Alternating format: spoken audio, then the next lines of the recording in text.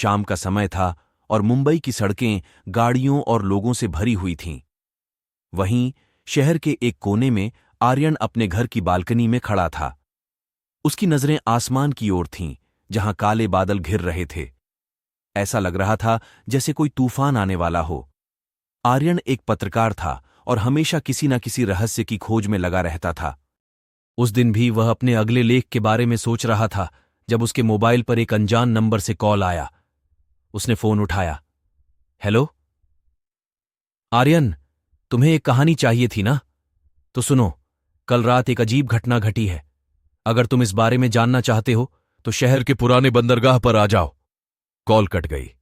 आर्यन को लगा कि यह किसी का मजाक है, लेकिन उसके अंदर का पत्रकार जाग चुका था। उसने फटाफट अपनी चीजें समेटीं और बाइक लेकर बंदरगाह की ओर निकल पड़ा। बंदरगाह पर पहुंचते ही उसे वहां का माहौल अजीब लगा। हवा में नमी थी और चारों ओर सन्नाटा पसरा हुआ था। उसे कोई इंसान नजर नहीं आया, केवल पुरानी इमारतें और लहरों की आवाज। अचानक एक परछाई उसकी ओर बढ़ती दिखाई दी। तुम्हें किसने भेजा है? उस परछाई ने पूछा। आर्यन ने हिम्मत करके जवाब दिया। मुझे फोन आया था। कहा गया था कि यहां कुछ अजीब घटना हुई है। मैं पत्रकार हूं, जानना चाहता हूं कि क्या हुआ। उस व्यक्ति ने धीरे धीरे पास आकर कहा, यहां कुछ लोग हर साल गायब हो जाते हैं। कोई नहीं जानता कि उनके साथ क्या हुआ। कल रात फिर एक व्यक्ति गायब हुआ है। आर्यन ने पूछा, क्या पुलिस को बताया गया है? पुलिस भी इस मामले को सुलझा नहीं पाई है। जो भी इस मामले की तह तक जाने की कोशिश करता है वह भी गायब हो जाता है, व्यक्ति ने डरते हुए कहा। आर्यन ने तय किया कि वह इस रहस्य की तह तक जाएगा। उसने व्यक्ति से और जानकारी मांगी, लेकिन वह केवल इतना ही बता सका कि गायब हुए लोग हमेशा रात के समय ही बंदरगाह के पास से गायब होते हैं। आर्यन ने उसी रात बंदरगाह पर रहकर इस रहस्य को सुलझाने की ठानी। रात के 12 बजते ही उसने बंदरगाह के चारों ओर घूमना शुरू किया। अचानक उसे एक हल्की सी आवाज सुनाई दी, जैसे कोई उसे बुला रहा हो।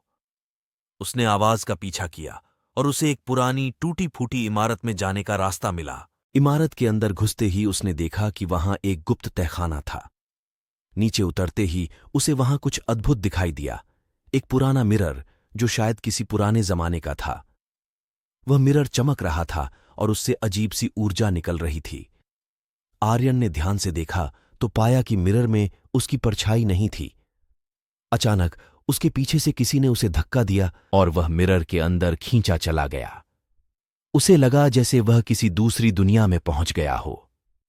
वहां उसे वह सभी लोग मिले जो गायब हुए थे। वे सभी एक अलग ही जगह पर थे, जहां से लौटना मुमकिन नहीं था। आर्यन ने अपनी पूरी ताकत लगाकर खुद को मिरर से बाहर निकाला और किसी तरह उस तहखाने से बाहर आया। उसने बाहर आकर तुरंत पुलिस को सूचना दी और फिर अगले दिन अखबार में इस रहस्य को उजागर किया। यह खबर पूरे शहर में आग की तरह फैल गई।